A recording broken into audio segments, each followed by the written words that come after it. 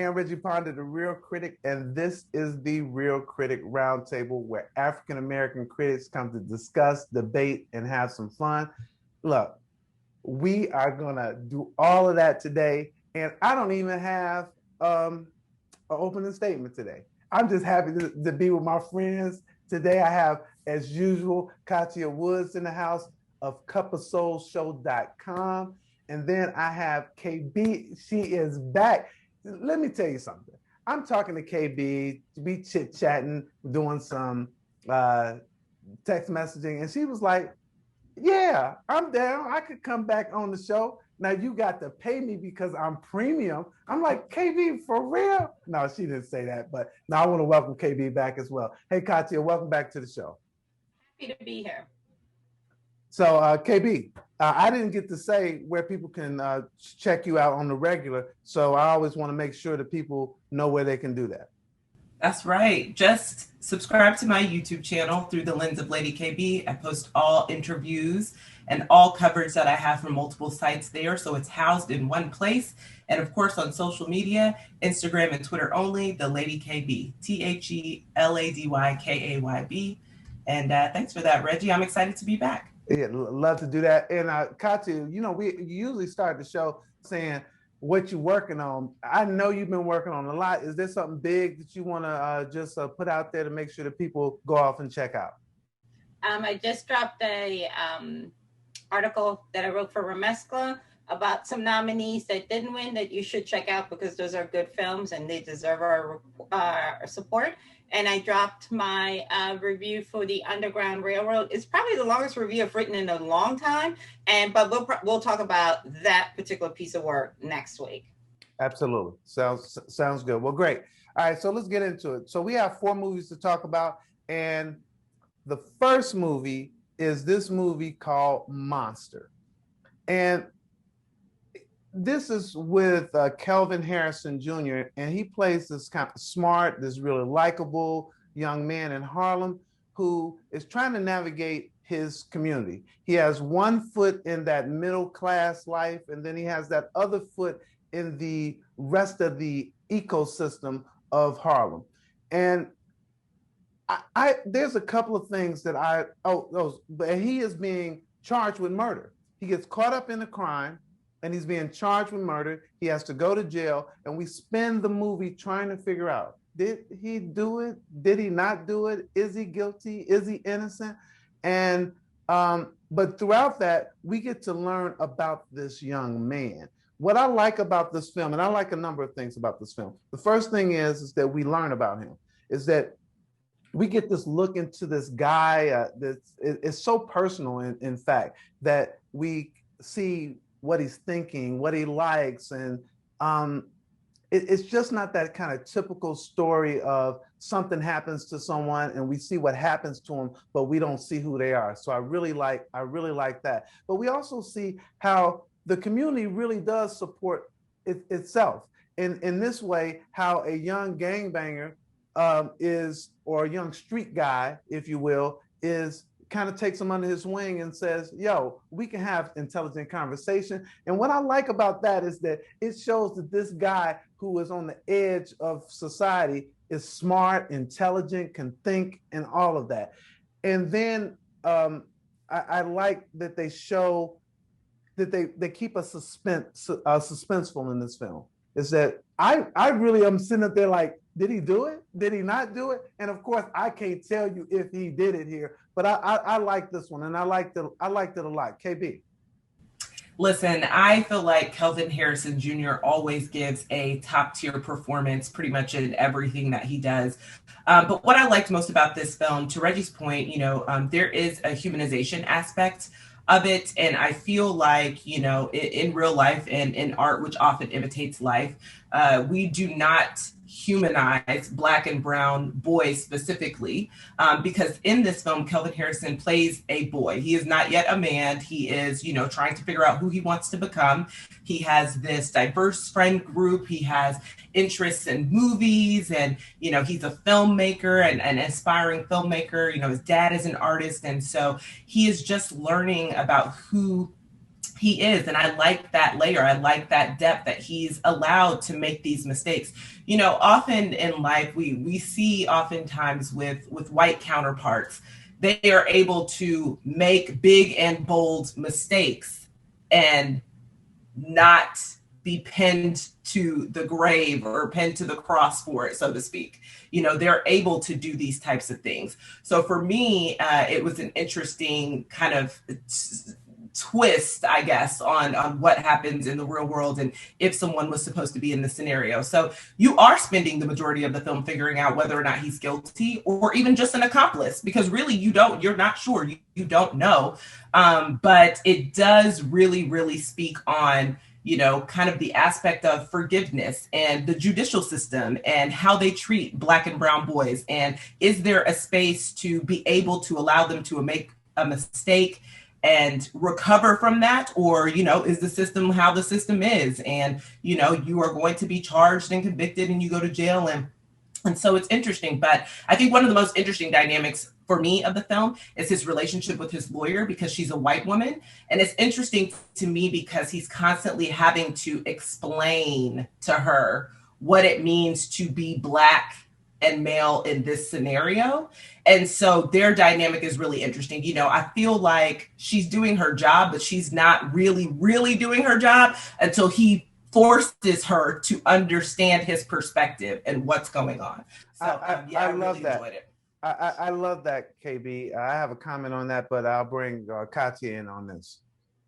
I think that is very important to see. These lawyers, a lot of defense lawyers that are, you know, court appointed, they have such a heavy caseload that a lot of them are very mechanical. They don't want to know if you're innocent, if you're guilty. They're just like, okay, I'm just going to do what I have to do to give you the best possible defense. And his whole thing is like, don't you want to get to know me a little bit, understand how I move, so that you can defend me a little bit better? And I think I think sadly, this isn't just with white people. I think this is Black defense lawyers too. They're just it's all part of a very bad mechanism.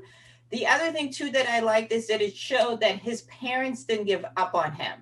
Too often, you know, because of financial situation, traumatization, the list goes on and on. You know, these parents are showed as being conditioned like, okay, just take a deal, you'll be out in 10 years, you'll still be young, you can still live your life. Whereas his parents advocated for him, fought with him, showed up. And I think we don't see that often enough, you know, whereas it's always like, well, you know, that's just the man and you can't do nothing about it. And I think that's really important. And also it's like what KB said is, we don't think about young Black boys' futures. We always think about, well, this person has this, and that's why in some of these cases, when the worst of crimes are being done, you're like, this person raped someone, and you put them on probation? Are you serious? So I think that was also nice to see, and I agree with you. I think in my book, Calvin can't do any wrong. He's just amazing. Yeah. I'm glad you guys mentioned that. So it's really interesting, KB, the relationship that got you the most, because that's an important relationship. It's interesting, the relationship from Kathia, because we get Jennifer Hudson and Jeffrey Wright playing his parents, and that's a relationship that got her. The relationship for me was the relationship in the hood. That was the one for me, because I could totally identify with somebody in the hood standing there saying, I got you, dude. I got your back. I know you different. I know you off on that other path, but I'll watch out for you. And then to have the intellect and intelligence. I just think that what they did with this movie is that the fact that the three of us took at least a favorite part, not that we didn't like the other parts from this film, shows that it was very well thought out in the way in which it was written. And it's very well done, I think, in the way in which it keeps us on edge, if you will. So, Kathia, I don't know. I do know. For me, this is a watch it. I just like what they did for this movie all the way around. And I know it was done in 2018. And so I know it took a long time to release this one, but this is a watch it for me. Kathia. It's a watch it. And then for you, KB. Watch it, definitely. Excellent. All right, so it's time to move on to our next movie.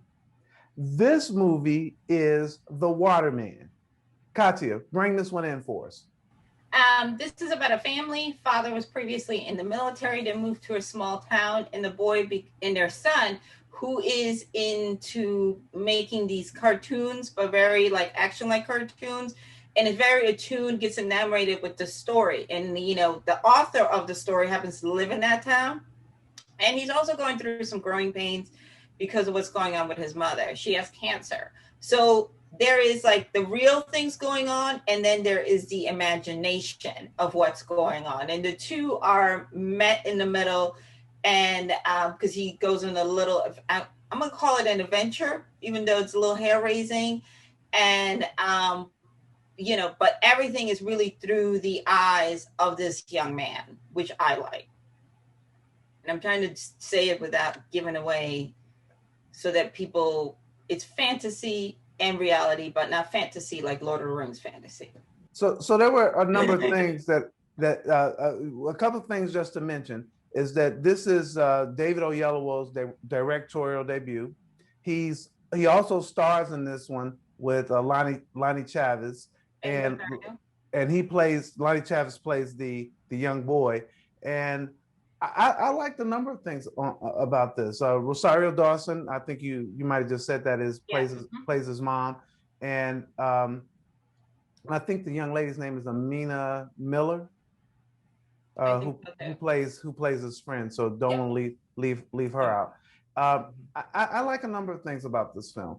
The imagination stuff, a couple of them things actually go over my head. I missed a couple of those. I can't even lie. I missed a couple of things where like, there's this thing about the snow, and so I missed a couple of things even though I was watching. But what I liked about this is that I like the family dynamics, the family relationship. Is that when you look at David Oyelowo's character and Lonnie Chavez's character, they don't know each other. And here's a kid trying to learn who he is, but at the same time, here's a father trying to figure out who is my kid, and they're missing each other on all fronts. And I think this whole thing about what would you do to save your mom? What lengths would you go to make sure that your mom is okay, and how that intersects with the father and the son, it makes for an interesting narrative for me. KB.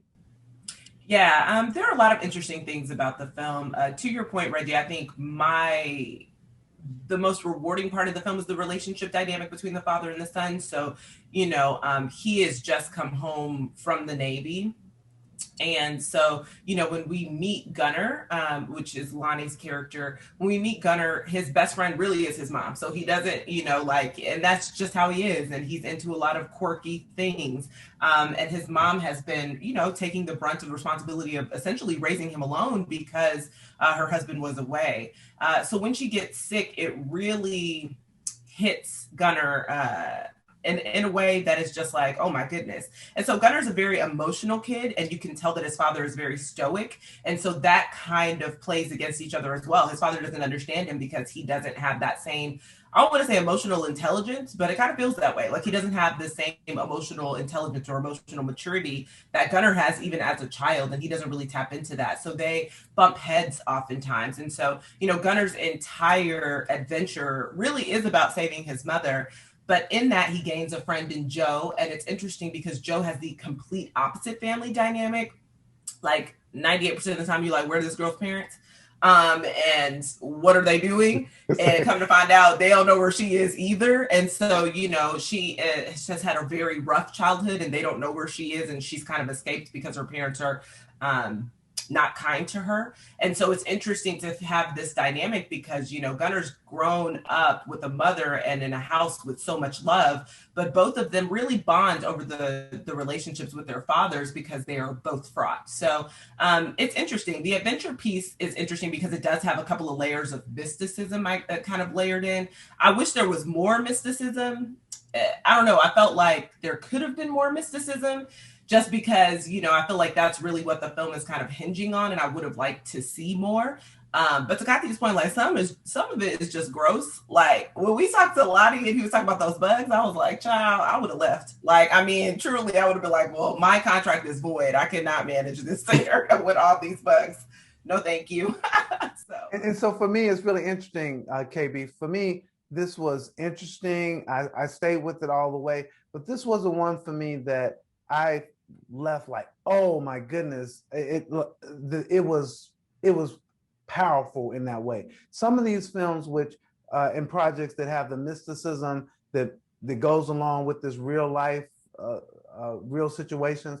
When you look at them, I don't know, they stay with me. This one didn't stay with me as much, but I think that Lonnie Chavez did a really good job in this, and Amina Miller. I think they did a great job because the majority of the journey is the two of them. So for them to be able to hold the screen and to keep your interest, I think was real important. I just would say this one just didn't wow me, so to speak. Kathia.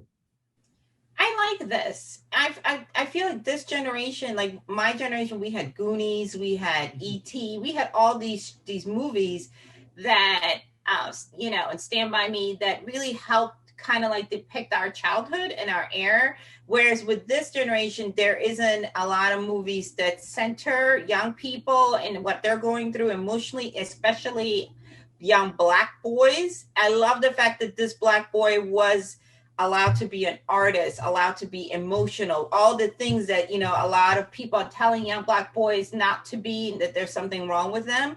And I love the fact that you mentioned that David Oyelowo's relationship and Lonnie's relationship was budding because, again, his father comes from the military. So he's very stereotypical ideologies of things that his son should be into or things that he should be doing with his son. And it's like KB said, he's not taking the time to get to know his son until blah, blah, blah happens. Do you know what I mean?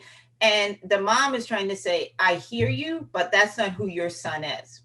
You need to meet him where he's at. You know what I mean? And I think that's the number one takeaway is we have to, too often we expect our kids to conform to us, but we are the adults. So we should be more flexible and we should embrace our kids' quirkiness, so what, who cares? He's not going to throw a football. That's not the end of the world. And I want to say uniqueness over quirkiness because quirky kind of sounds like that there was something wrong with want to draw comics. I think every kid in the world wanted to at some point wanted to draw comics and he's good at it. It's not he's really good. He's really good, actually. It's not like he's drawing stick figures and you then got to use your imagination. And the other thing too is like you said, Kim, I like the mythical part about it. I like the fact that makes it. Again, we don't celebrate enough our kids having an imagination. The world, because of social media, because of 24-hour news cycle, our kids are losing their innocence way sooner. Whereas with this, the kid was leaning into it, and I like that. Like you have a whole bunch of time to see how awful the world is. And again, I like the adventure. I like the family dynamic. I agree with you, Reggie. It's not one of those movies that you're like, yeah, we should see. But I do think it's good for young kids to see. It's okay to be different. Absolutely. So for me, I'm going to say for this one, I liked it. I didn't love it. I do think it's a watch it. Kathia. Absolutely, I watch it. And KB. Yeah, I agree that people need to watch it. I also agree that will I watch it regularly over time? Probably not. But I do think that, families can watch it. It's really nice. And there's a really, to me, sweet moment between Joe and Gunnar, the two lead characters, where she's really, really scared. And he has the emotional intelligence to comfort her. And I think that speaks volumes to the type of kid that Gunnar is. And we need to see more of that. So, yeah. Oh, there you go. All right, so now we're moving to our next movie. And I'm not even going to pronounce this because I have my Latino in the house, so I just going to turn it over to you, Kathia. The Boy from Medellin. Medellin is in a city in Colombia, not C-O-L-O, not C-O-L-U. The Colombia in South America. And it's about J Balvin. It's about the year he's on tour. It's about his homecoming concert. And He's coming home to Colombia at a time where the country is exploding with, there are protests daily where they are speaking up against the government. And if it's Latin America, pick a theme. That's what the government ain't doing. So, but at the same time, what this is a perfect example of is that the public is frustrated with him as an artist because they're like, you want us to focus on you and a concert and about us partying and all that when everything around us is not good. You know, we don't have the luxury to live your lifestyle. We got to deal with things. And although you are from here, you are disconnected from here because you live in Miami. You're not here in the everyday to day. You just flying in for this week, do your little concert, and you're flying out. And it also shows a little bit the disconnect that once you become famous and there's no one around. This is my problem with celebrities, point blank, period. They have no one around them to have a reality chat. There's a part in there in the film that really irked my nerves. And Scooter Braun, who is a Caucasian man, American man, trying to tell J Balvin about his country, about his country's politics, and how he should interact with his people. That's not your lane. That's not your country. You flew in here with your client. You care about your coins. But at the end of the day, this affects people in his family. This is going to affect his friends who are not rich. And the list goes on and on. And for him to kind of like chastise him for acknowledging the death of a young man, that's not okay with me. The other thing too is I wanted to say to J Balvin, get off social media. Why are you so consumed with what people think about you? That is, I think, adding on to, like, you know, he suffered panic attacks and stress. There is something with certain celebrities. It's kind of like, you know, at some point your parents sit you down when you're trying to be popular in high school. You know what I mean? They have to say, listen, no matter what you do, no matter what you say, no matter who you sit with and whatever, some people just ain't going to like you. So you better learn to live with that or you're going to have a really hard life. And again, this goes back to what I mean is that he has a lot of people who enable the foolery, but he don't got one friend to be like, bro. Because, you know, there's another scene, I want to give it away, and I'll let you guys jump in, where he's at the gym, which, number one, I don't understand why you're a celebrity, you number one person famous next to Shakira, and you go to a gym and you expect to be able to work out in peace. I don't understand how that logic fits, but the guy, there was another artist that is challenging J Balvin, right? And the guy calls him a loser. And I'm like, that's what I mean. The enabling. What the guy was saying was legitimately correct. Maybe his way of going about it was not the best, but what he was saying was legit. So there were a lot of red flags. And I was like, homie, I know why you stressed. all right, KB, come on in here. Yeah, so, you know, there are a lot of layers actually to this documentary, and clearly the majority of it really hinges on J Balvin understanding himself as Jose, like, and truly like stepping into being Jose. And then also as an artist, J Balvin, and what he needs in that regard, but then also using his platform for good. So the whole documentary also really touches, and one of the things that I found most interesting was how it touched on his mental health, and kind of the changes that he went through from, you know, growing up middle class, then his father losing his job. Then once his father losing his job, him really being focused on pursuing his dream so he could take care of his parents, coming to America the first time, it not working out and feeling low and depressed and like a loser for having to come back to Colombia. And then, you know, like manage that whole scenario, working hard to get to his goals, but then feeling like he was two separate people outside of his body. So, you know, Kathia mentioned something where he never, about him, the people that he surrounds himself with. And there's like this one scene where he is with his spiritual advisor, and his spiritual advisor says, you care too much about what people think of you. And you can never satisfy, never, ever, ever satisfy every single person on this planet. He said, you have to learn how to be Jose, and you have to learn how to work and be J Balvin. And you need to understand how to separate the two. So I feel like a lot of him coming into Jose and managing being Jose and also managing being J Balvin kind of hinges on the political unrest in his country and figuring out how to use his voice as J Balvin to bring attention and awareness to the things going on in Colombia, but also how to separate from that and say, but I need some space as Jose in order to protect my mental health and my peace and understand what I need out of life. And so, you know, like leaning into meditation and staying away from drugs and staying away from alcohol. So he's able to do that. So I feel like the film really is like about duality in a lot of ways, because it's really just about him trying to figure out how to be, I don't want to say a character, but J Balvin is kind of almost a character. You know what I mean? Like someone he created, which he says in the film, it's almost someone he created to escape from his actual life. So he's trying to figure out how to be himself and then also kind of manage this character that has garnered so much fame and fortune and attention.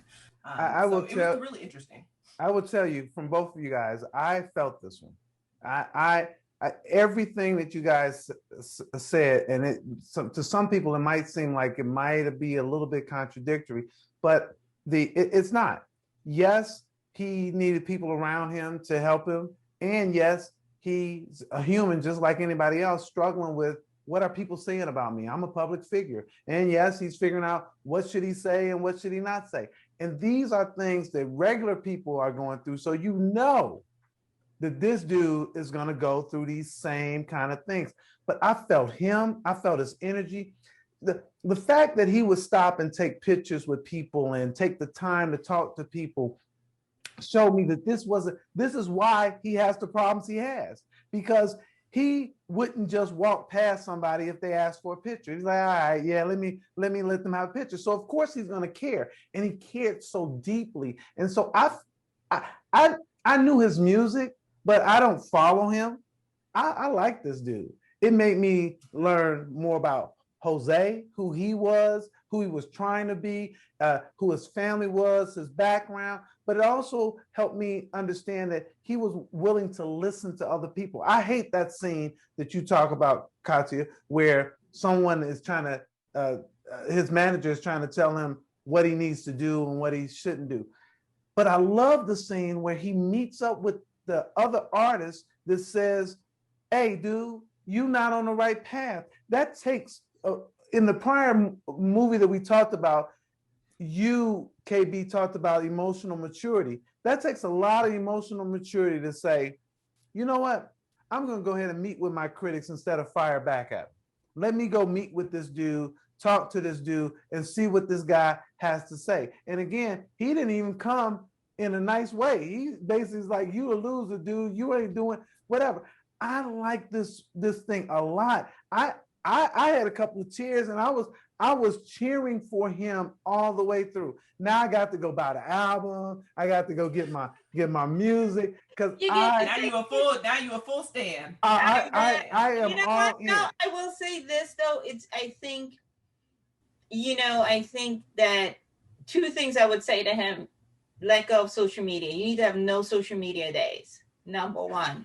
Number two, you need somebody around you that's going to tell you the truth. And I don't mean all the people. When he was trying to understand what was going on politically, because again, he had not been in country, and celebrities be living in their own little lives. They're not watching CNN like us. He was trying to understand, instead of somebody sitting down and being like, listen, this is what's going on. This is why the people are upset. They were all making it seem like the people are just, being, what can I say? They're just being troublemakers. And it wasn't until that one boy got killed that you kind of moved him to have a conversation.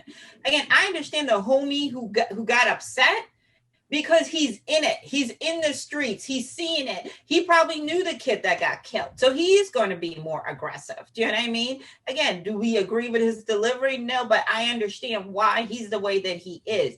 And I still think he has too many enablers, and you need somebody. Like when he was calling the kid a loser, he should have pushed back and been like, don't do that. You don't understand what he's going through. Like, that is, to me, just as important for his men. But again, I agree.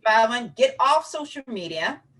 Get yourself, cut the crew down a little bit. Like, you have Like, you have a personal assistant, and you have an executive assistant, you have this, you have this, you have this. And that all of these people are like this, and then add Scooter Brown, who I have issues with on a whole nother level, but all these people are in his head. Yeah, you are going to have a panic attack because there's no one there to set boundaries. Nobody to say, smart, but he's smart. But he is smart, Kathia. He is smart. He's a smart dude to say, you know what? I don't have those people in my circle, so I need me a guy who's a psychologist. I need that. That's what I would say. I need that kind of person. So I don't disagree with anything you're saying. I'm just saying that I do think that it shows that this guy, going back to UKB, is the emotional maturity is there because he knew he didn't have what he needed. And he's like, I need somebody else to help me get that woosah. And that person is probably going to have to help him with the social media as well. Let's start to you, KB. Yeah, so I am definitely going to say it's a watch it. I mean, for me, and Kathia just brought this up, I think it's important for people to see that it's a healthy thing to manage your mental health. And I love that J Balvin was not afraid to bring on doctors to understand more about, his anxiety, his depression, to really help him.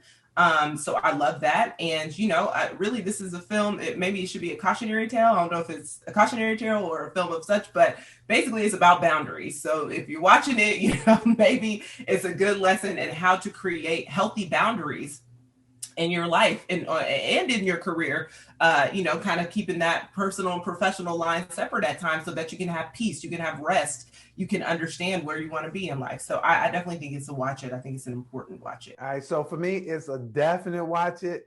I'm in on it. Kathia. Absolutely. The key all right. Boundaries.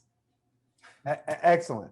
All right. So we're going to move into our last movie, and Kathia is going to bring us in on that one as well. And this one is here. Oh, it's here to it's here. It's here today. Here today. Tell us about this one, Kathia. This movie stars Billy Crystal, who I love, and Tiffany Haddish, and they have a very peculiar friendship. And the way that they meet is so odd, where she kind of indirectly won a lunch with him. And from there on, through this lunch, they are intertwined in their lives. And he plays someone older who is a legendary comedy writer and, is very loving, but he lost his wife. So he's a little lonely, and he's also losing his memory. He's starting to have signs of dementia. And this is how, you know what I mean? And she also has gone through some losses, a breakup. And they're kind of like filling the void for each other. It's an odd relationship, but you can understand it. I'm just thankful they didn't make them be boyfriend and girlfriend, because that would have been creepy. I'm just saying. Right. So you just gave away something, but that's all right. So there's a lot to like here, and there's a lot to say. I wish is that the beginning of the film didn't seem like Tiffany fit there because she was so over the top, and it was just a little bit too much, and so much so that I was like, I guess I'm not gonna like this film. But because they're doing a couple of things here, they're talking about dementia, they're looking at the dysfunctional family, and they're also looking at friendship. I think they finally get in there some kind of way. They finally get in there where you're like, but by the time they do it, it's not the film that you would be like, oh man, I just really like it. I'm happy that these two and two iconic comedians are able to work together. I love that. I love the fact that Billy Crystal used his writing skills here, because you could tell there are some good laughs in this one for sure. It just kind of moves like this. It moves around a little bit too much for me that it doesn't stick. This is going to be one of those that I know we're dealing with dementia, but you're probably going to forget some stuff. KB. Yeah, so I am surprised by a few things. One, that I ended up being okay with it in the end. Like, oh, I don't hate this, you know, like, oh, okay. Because in the beginning, to Reggie's point, like Tiffany was just Tiffany. I don't know any other way to put it than she was just Tiffany. And so, you know, oftentimes in these films, what I want to see from Tiffany, because I do think she is really funny, is I'd like to see her play more layered characters, and I'd like to see her in a different light with a little bit more depth and things like that. And so I feel like in the beginning, she was very much just kind of the usual comedic Tiffany that we see in most films. And then she progressed into someone that had a bit more kind of depth and layers as the story goes on and as their friendship deepens. But yeah, it was, you know, it reminded me at times of The Holiday, in the sense of you have this younger woman and this older man who develop this friendship.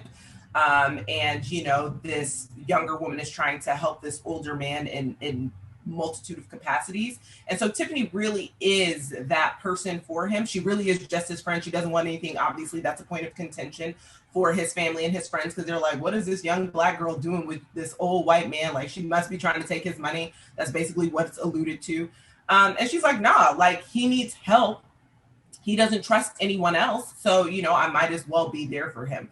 So his story unfolds in interesting ways. And I kind of wish there was a bit more depth to the relationship with his kids. Like, I definitely feel like, you know, it wasn't as meaningful in the end that it could have been, because in the beginning we weren't really getting that much with the children.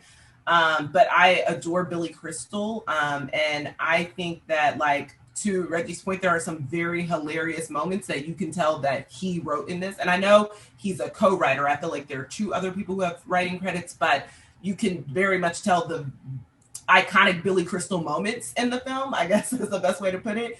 But yeah, I ended it and I didn't hate it, you know, like I really got to the end and I was like, and I may have shed a tear or two, because it is really sad. And there are layers to this film in terms of how we treat aging adults and how we treat people with dementia. It's infuriating, but it's infuriating to me in real life and in this movie, because there's not a lot of grace for aging people. And so I just was like, oh my gosh. And especially when it pertained to his kids, I was like, oh, we gotta have grace for people who are aging. And so, yeah. I like that. I like that. So for me, this is a mild watch it. I was okay with it. So I didn't feel like I wasted my time, but it's hard for me to say to somebody, you gotta see this one. This is one that you really got to see. I'm upset about people who are trying to compare this with The Father, because this was meant to be funny. I've seen some people talking about, oh, you know, if you're going to talk about them, it was meant to be funny. It was meant to take this kind of funny journey through what was going on with him and still get across the point how serious this is. But for me, it's a mild watch it. I wanted more depth as well. So that's what I'm going to say. It's a watch it for you, KB, a mild watch it for me, and then Kathia. I agree with KB. The thing that was lacking in here is Tiffany has to work on her range. She has one note, you know, because Billy Crystal is so dynamic and he's such a veteran and he's so smooth that it was odd. For me, it's a watch it because of Billy Crystal, not because of Tiffany. Okay, cool. All right, so we finished our movies, but we're going to take a little bit of time to move the TV just for a little bit, but we're not going to talk a lot about it because KB got some stuff on her other site that she's killing as it relates to this, but we're going to have her introduce it. We'll talk about it just a little bit, but KB, what you got for us? All right, so I have Jupiter's Legacy out now, currently on Netflix, and it is basically the origin story of the world's first superheroes. So it takes place in two time periods. We have the 1929, and then we have present day 2019. And it shows kind of the evolution of these superheroes, kind of the code that they live by. It, at the heart of it, really is a family drama with people who are super powered. And so we are breaking down how sins of the past impact the present, and, you know, how superheroes may be saving the world, but child, they cannot pull their families together. That's really I love that. I love that. They're saving the world, but they can't save their family. That probably should be the tagline for the whole series. I will tell you is that I've watched 3 episodes, so I'm not as far in as you. And you also got to speak to the whole cast, and we'll come up with that and make sure that people go and check you out on that. I will tell you, the first episode was interesting to me. I was like, oh, okay, we're about to get in it. Let's see what happens. Since I'm not far down the road, I will tell you is that I started getting mad with this family. This family was getting on my nerve. And maybe it's because I got some my own personal problems I don't want to talk about here. But no, I'm kidding. But the family was getting on my nerve, and I am not sure. I want to get. It's so funny how we talk about getting to the superhero part, but then showing how human our superheroes are. We talk about this all the time. Is it Clark Kent or is it Superman? Is it Bruce Wayne or is it Batman? So how do we get to learn about these people? And I think that that's what a Jupiter Legacy does. It gives us that both of those things. But I'm not sold yet. That's what I'll tell you. I'm not sold yet because the family gets on my nerve. Kathia. I was supposed to follow that. I think what you're referring to, because I was it was a little confusing, right? Because I'm watching the first couple episodes and I'm going like, what is happening here? And the daughter is full-fledged crazy, and I'm like, okay, and then it's going back and forth. But it does start to even out. So I would say if you're watching it, don't become impatient, continue through. That seems to be the theme with a lot of these shows. You gotta like take a break, come back to it. It all does come together. I do like the fact that they show that these superheroes are imperfect, because too often everybody's perfect, your powers are perfect, your life is perfect, you end up in, you ride up into the sunset. With them, it's almost like the Lord giveth and the Lord taketh. You know what I mean? And there are some very, like I said, I do like the fact that they're struggling. How do you balance this? You know what I mean? And not everybody also wants to be a hero, but you don't have a choice. I also want to say it's a little bit more mature, because sometimes we see these shows and we think that it's appropriate for kids. Nah, this ain't for the little kids. This is a grown-up superhero thing. But I like Josh Duhamel, and it's nice to see him play not just the handsome man that's got it all together. He's going through some stuff here, some heavy stuff. I'm so happy that you said what you said, Yep. that this is an adult series, because it really is. KB, so I want you to close this out, but I want you to be careful, because I know we got some stuff on your other place, so I don't want you to even divulge all your stuff.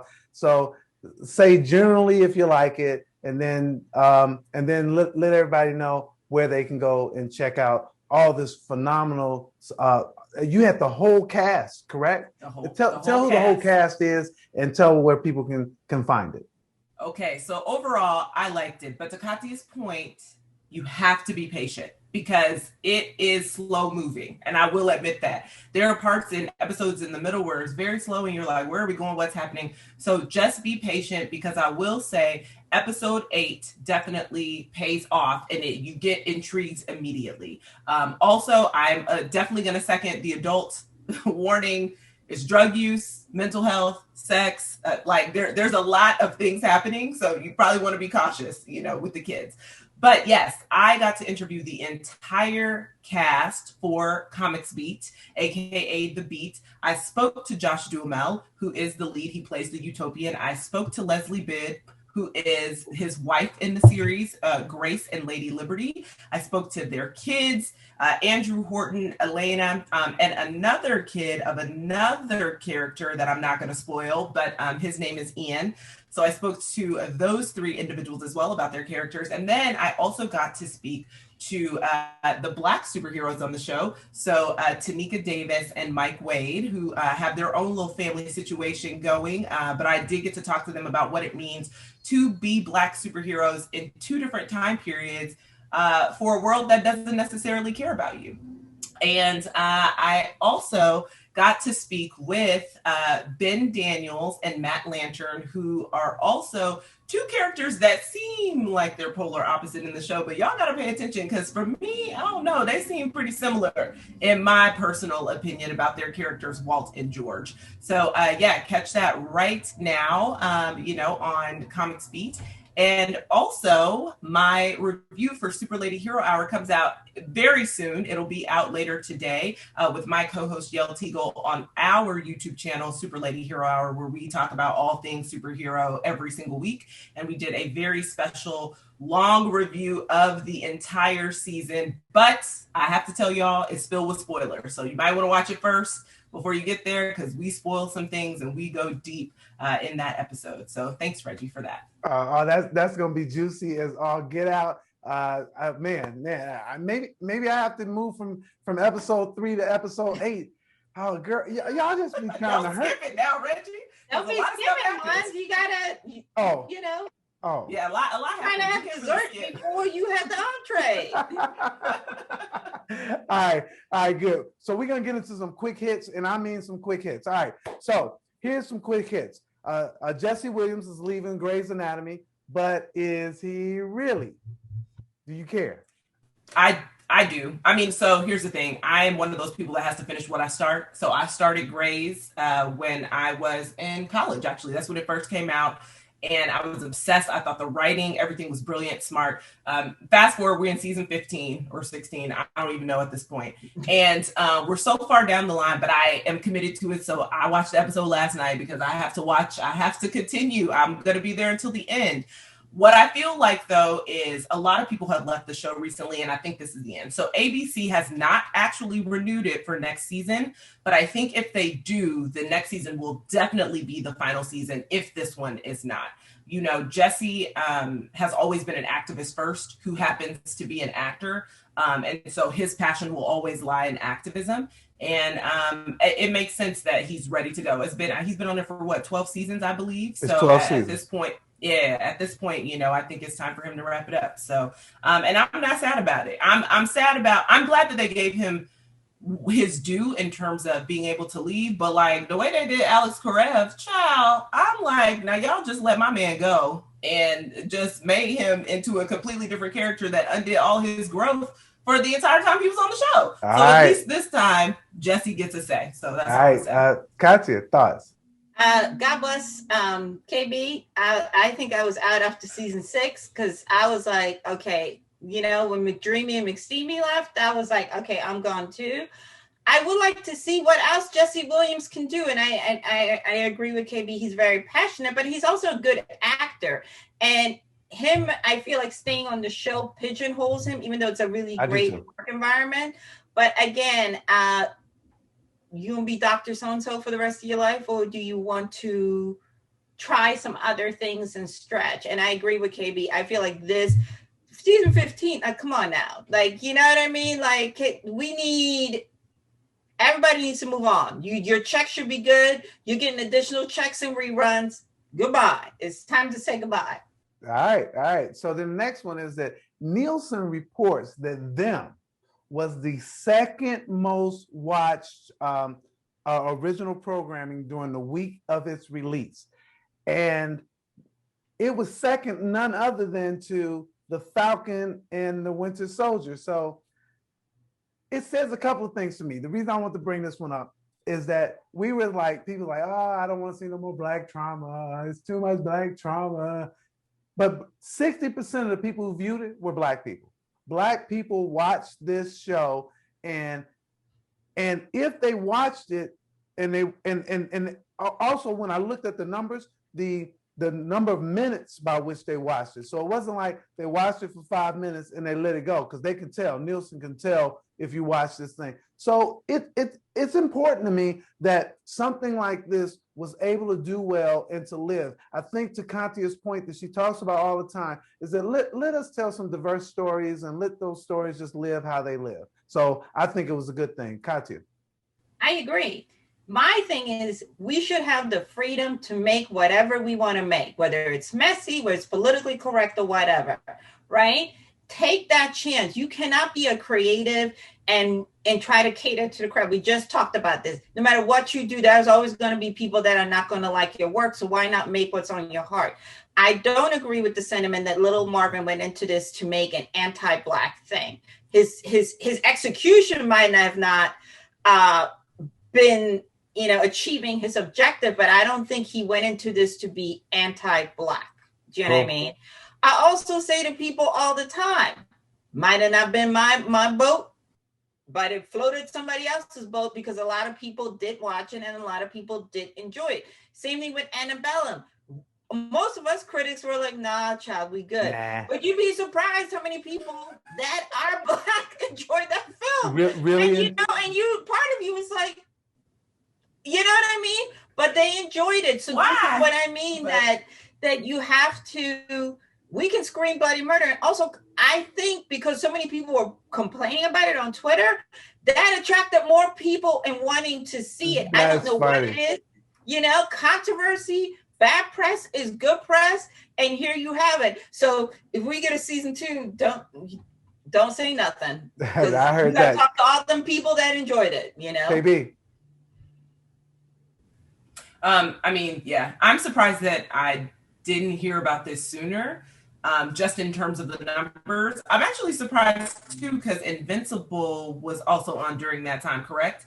So I'm curious to know kind of what that number thrown in there is as well. But listen, different strokes for different folks. We don't make art because everyone will like it. Like that's literally not the purpose of art. There are supposed to be people who don't like it, and there will be people who do like it. And I feel like with them, a lot of people were intrigued. Coming fresh off the heels of like a Lovecraft Country and things like that. People were curious to kind of see what Little Marvin was going to do in this horror racism type space. So excellent. So this one, I'm gonna lump them together. He is the Black Superman, for Superman, which will be a Black Superman, and Blade. Do you guys have any thoughts on who should do that? I'm sorry, go ahead, Kathia. Okay, well, Blade is Marvel, Disney. I know it's a hard thing to why did I do that? But Blade has a writer and has Mahershala is going to be Blade, but it doesn't have a director. That's what I thought it was. So they're looking for a director.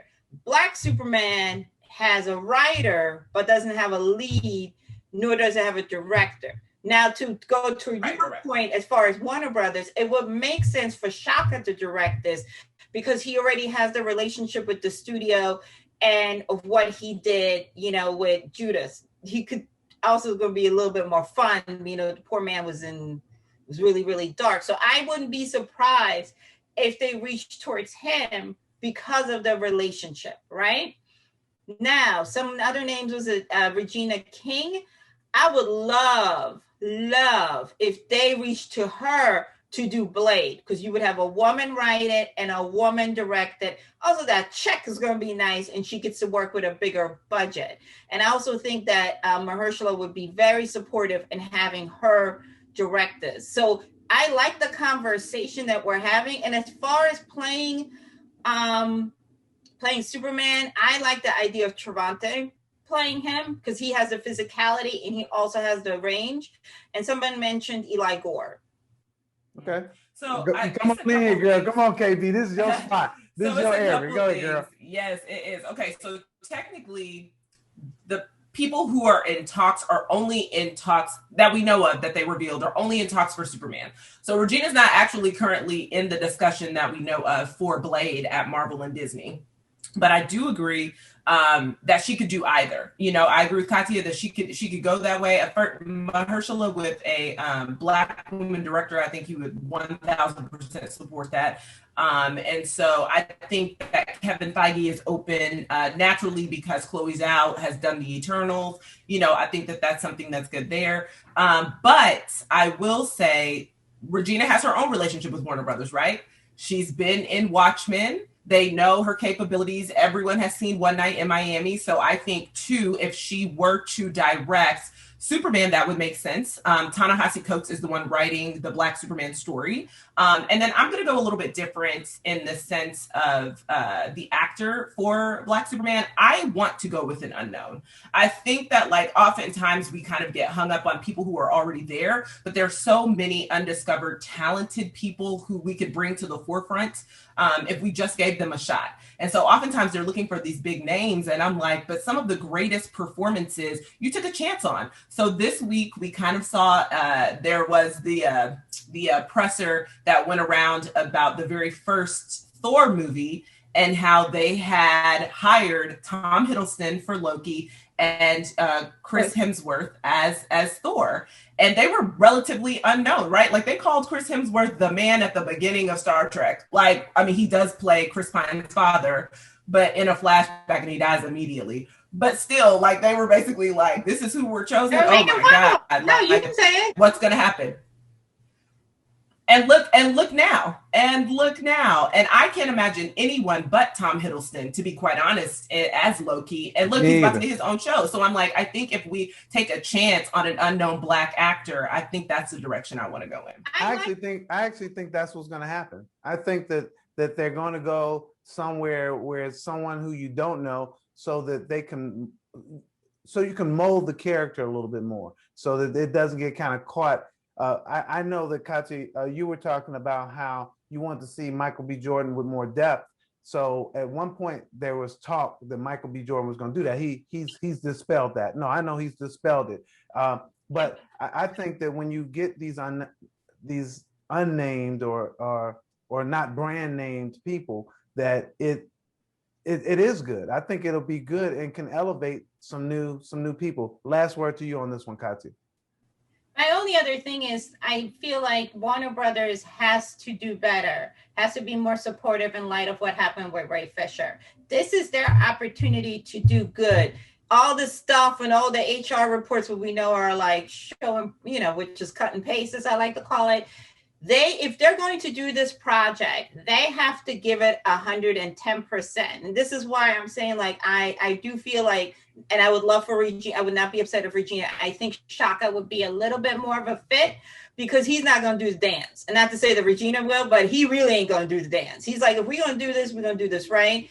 And we're going to be supportive. And all this other stuff that y'all were doing with Ray, I'm not having it. So I do think that that's really, especially if it's going to be an unknown, it needs to be a director that's going to have the person's back, that's going to be like, we're not doing this. So that's my one concern with this project. Warner Brothers, have you learned?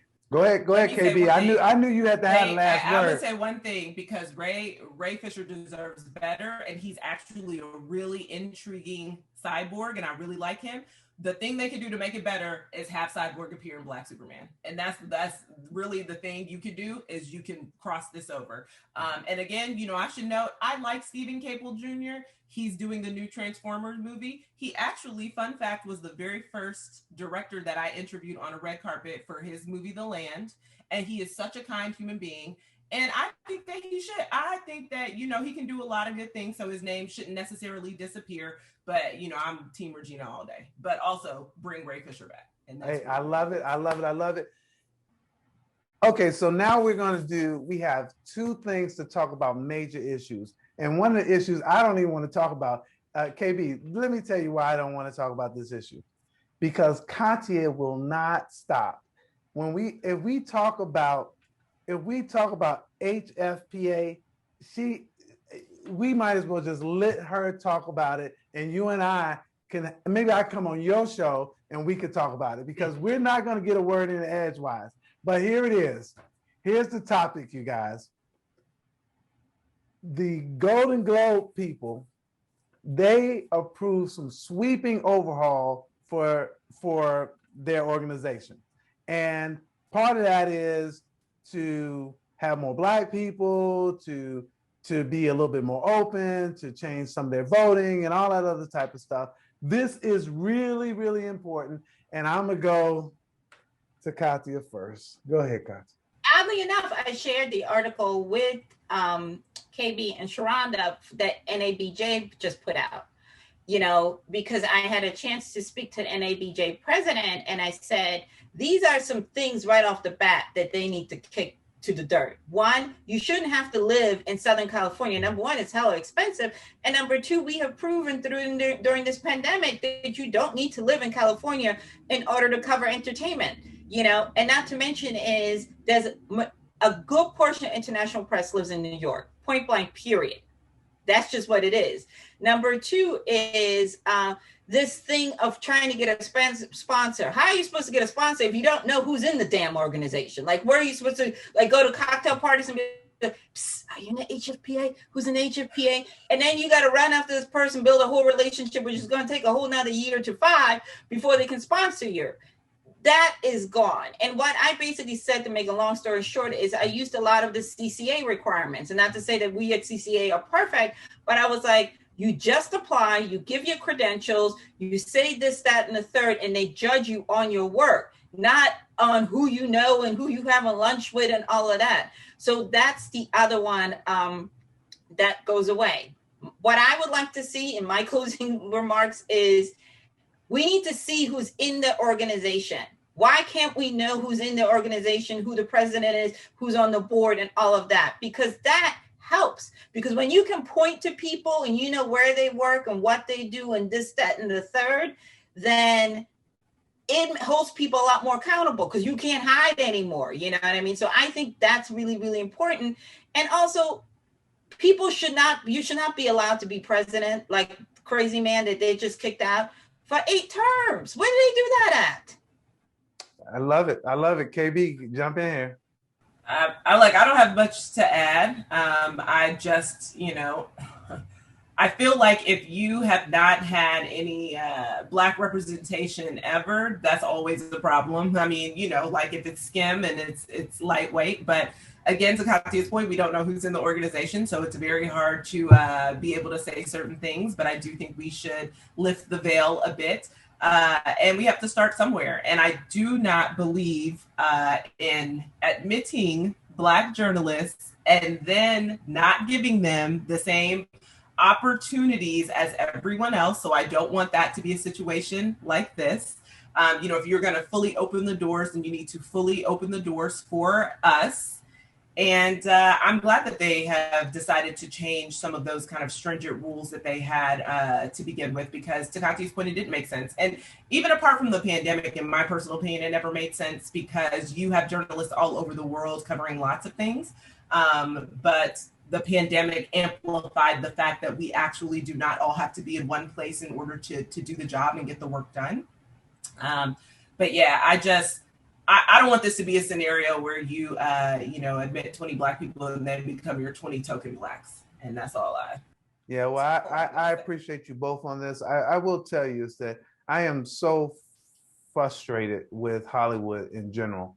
And it's not just, Golden Globe people, because during the Oscars, someone, I tweeted it was a travesty that this is the second time that a woman has won as a director, and someone tweeted back, why? They tweeted back, why? And at first I was gonna say, you dumb, and then I stopped, and I took the time to explain, and then I got no response back. But I think that there's so many people out there that really don't understand that 93 years for 2 women to win, and women are 52% of the population. That's crazy. And so when we start, Hollywood is so frustrating to me because it boils over from a critic's perspective, it boils over from the awards perspective, it boils over for who gets, think about this for hair and makeup. First time, the first out of 93 years. So I am happy that they are making some changes. I'm hoping that that's going to be obviously for the better. So again, I appreciate you guys' comment on that.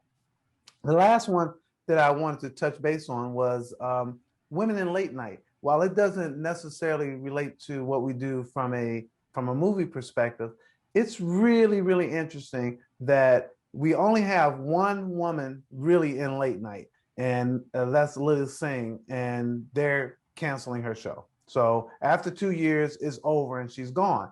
However, we get I think a Z-Way getting on air with her new show. But I just thought, since I got the women in today, that I'd talk about this because I'm pretty positive that you guys have thoughts about the opportunities for women, not only in late night, but just in comedy as in general. And anybody can do either one of you. Piece on this. I wrote it. I have not. Yeah, go ahead, please, K-Bang. Oh, no. I was just going to say, I actually have not watched Lily Singh's show.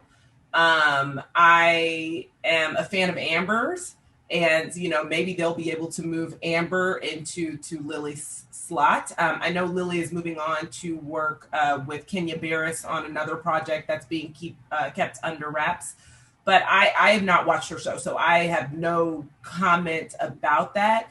But I will say Z-Way has had kind of an interesting trajectory from doing her IG lives during the pandemic to getting this show on Showtime, which is about to premiere.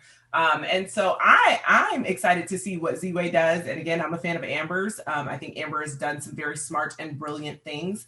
And, not only is she a writer and she a comedian, but she also writes on a Black Lady sketch show as well. So, she has that kind of track record, and her comedy bag is really heavy. She's deep into her comedy bag. So I'm curious to see that. I mean, obviously, I think that there could be more opportunities. I mean, there are a lot of men on late night who are not that interesting, if we're being honest.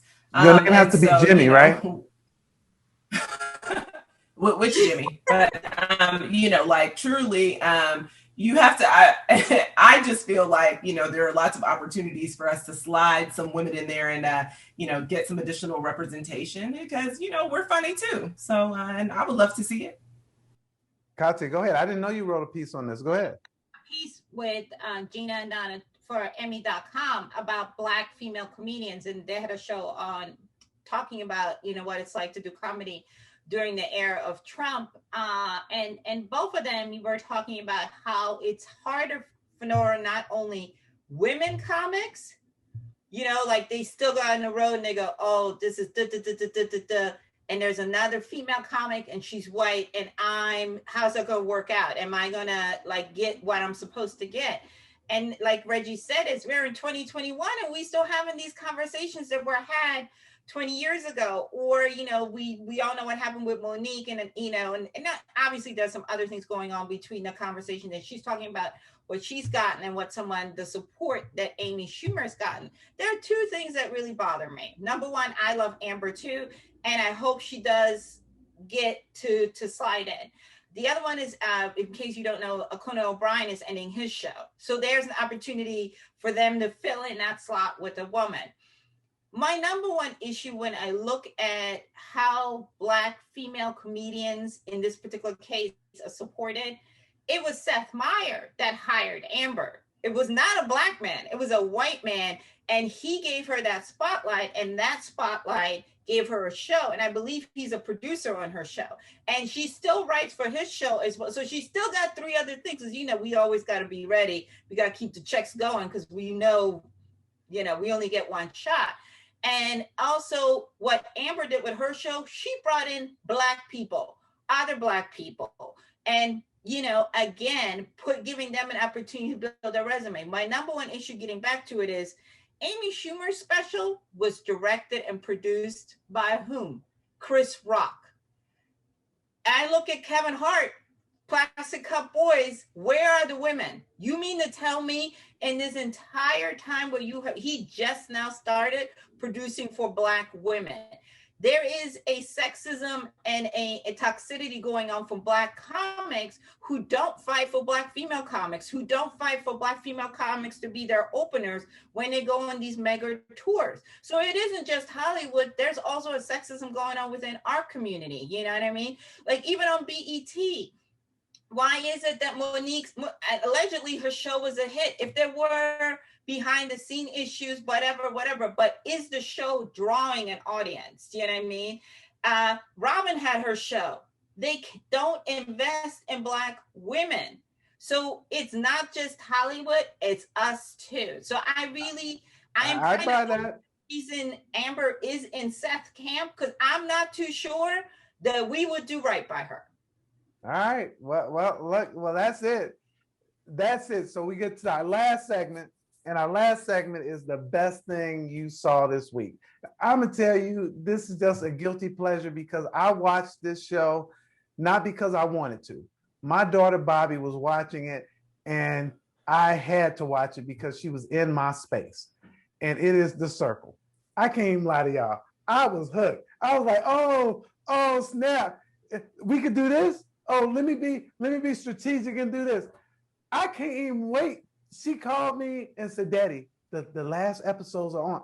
When I get off, I'm going to watch The Circle. I'm sorry, y'all. The Circle is my guilty pleasure. It was the best thing I saw this week. I caught up. It's The Circle. KB, best thing you saw this week. Listen, I am behind on all of my guilty pleasures because I have a stack of them. But what I'm going to say for this week, because I finally caught up with my girl, Queen Latifah and the Equalizer, was this week's episode of the Equalizer. And I'm going to say it because they talk specifically in this episode about the erasure of Black women and Black women being murdered and no one caring. And you know what I love about Robin on this show is that she is going to make sure that Black women, Black and brown women, Black and brown men are not forgotten. And so this was a really powerful and great episode of The Equalizer. I'm so glad it's back. I'm so glad we're going to get a season 2 because we more than deserve. So I'm going to shout that out because that was the best thing I watched this. So before Kathia comes in here, I didn't see that episode. So now I got to go watch that one. So thanks a lot for that recommendation, KB. Kathia, best thing you saw. Best thing I saw, and this was someone asked me to review it, and I'm so glad that they did, In Our Mother's Garden, which is on Netflix. Mother's Day is Sunday. When I tell you, these women are talking about their mothers, their grandmothers, their great-grandmother. It made me think about my grandmother, who I no longer have with me. I do have my step-grandmom. And it makes me think about my relationship with my mom and how I am the woman that I am, my relationship with my daughter. It was beautiful to see. You can tell it has a woman's touch on it. I love how the women were shown, and it's women of different ages, different generations, and how, especially we talked about our grandmother and what badasses they were to navigate a world that wasn't very welcoming to them. And also how our grandmothers, just like for me, my grandmother was my safe haven in a difficult time in my life. And she poured love into me. And she was, like a lot of grandmothers, very religious woman. And I really recommend you watching this. Array, it's produced by Array. So that's Ava's company. And like if your mom is close by or your sister, like get together, or even if your grandmom is, and just watch it. And I hope it makes, if you don't have your grandmother or unfortunately don't have your mom, I hope it makes you think very warmly about the women in your lives. And also you as a woman, like Black women, we are amazing. We are strong. And the takeaway that I want to say is that I hope that everybody gets it there. We need to practice more self-care. That means it's okay to not do a damn thing. It's okay to go get your hair, to do more than get your hair done. It's okay to go and travel by yourself and say, you know what, I see y'all in a week. I'm just going to do me. Stop thinking that you have to, your only worth is to just hustle. And I hope that's the main takeaway that everybody gets, because our mothers, our grandmothers, and our great-grandmothers busted their butt. And I often think, did you enjoy your life? Did you get to do the things you wanted to do? So wow. I encourage you all to just, do nothing for a day. It's okay. Well, that's a great, we didn't have opening statements, but that's a great ending statement. And because of that, I got to give you, KB, an ending statement. Oh, my ending statement is just Happy Mother's Day, Kathia. And thank you. All the mothers and women watching. So yes. Yeah. And if you don't have your mom, you know what? I'm sending my love and prayers to you, because I know that's a hard thing, especially with the pandemic. A lot of folks have not seen their parents in a year plus, so, we are thinking of you and surround yourself with love, lots of love. Well, my ending statement is to build off of that. It's Happy Mother's Day, Kathia. I hope that you do not a darn thing this weekend. You just said that. I also like to say happy Mother's Day to my wife, Donna, and my mother-in-law, Bobby, because they will be over and we will be catering to them as best as they will allow. Because sometimes y'all don't allow us to do that. Let me do that. Let me get that. Just sit down. But hey, if they don't want to sit down, I'm just going to bag it up. Happy Mother's Day to all of you guys out there. I'm Reggie Ponder, the Real Critic. I want to thank you for joining us on the Real Critic Roundtable. That is Kathia Woods right there at cupofsoulshow.com. And I'm going to remember KB's site one of these days because I should be able to say that just rolling off my tongue. But that's KB. She told you where to find her. Please check out her stuff. She got some great stuff out there. Again, I'm Reggie Ponder, and we'll see you guys next time.